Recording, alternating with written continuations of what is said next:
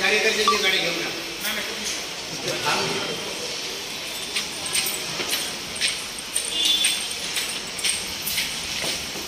नाश्ता मागवले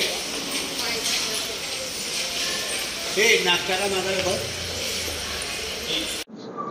सर काय सांगाल, आज पहिल्यांदाच शरद पवार साहेब येत आहेत कळमनुरीमध्ये.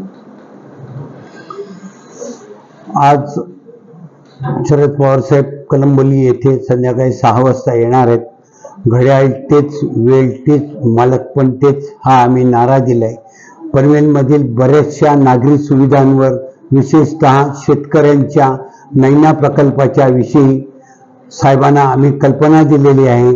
पनवेलला भेडसावणाऱ्या पाण्याचा प्रश्न सुद्धा साहेबांना आम्ही नजरेत आणून दिलेला आहे.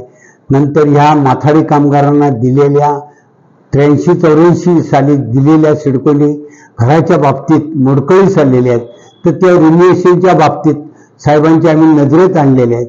असं माथाडींचे प्रश्न आहेत, स्टील मार्केटचा प्रश्न आहे, बरेचसे अशा नागरी सुविधांच्या प्रश्नाच्या बाबतीत साहेबांच्या नजरेत आणून दिलेले आहे. आणि साहेब म्हणाले मी पनवेलला येतो आणि तुमच्या त्या नागरिकांच्या समस्या बघतो आणि त्याच्यातून तोडगा कसा काढायचा ते मी पाहतो. त्याच्यासाठी शरद पवार साहेब आज संध्याकाळी 6 वाजता कलंबली येथे येणार आहेत. सर आपण पाहिलं की एक मिठाची रांगोळी देखील काढण्यात आलेली आहे, काय त्याचा अर्थ होतो?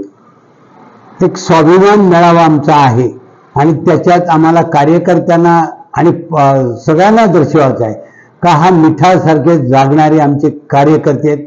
हा या मिठाच्या रांगोळीतून आमचा उद्देश आहे.